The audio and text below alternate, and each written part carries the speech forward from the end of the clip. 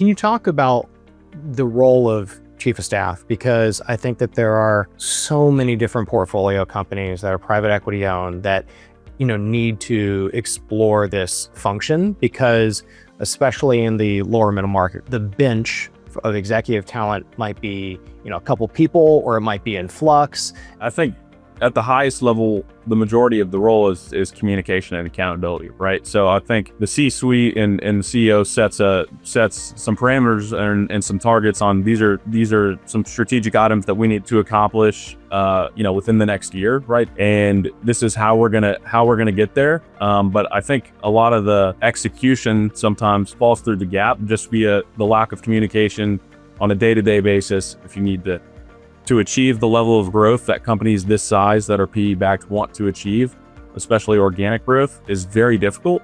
And so somebody to keep tabs on all of that as it's happening, and to keep the needle moving on all of that, and to hold people accountable really to what they say they're going to do, is a big function of that. So it also sounds like part of the chief of staff role is to be a project manager. How does that role interact with the rest of the C-suite? I'm there to help them execute a lot of the items that they know they need to execute too. Again, whether it's that inventory system for operations, or whether it's internal charging in the finance and accounting department, or whether it's speeding up the billing process. There's a million projects for a company this size that would increase the efficiency and create more value.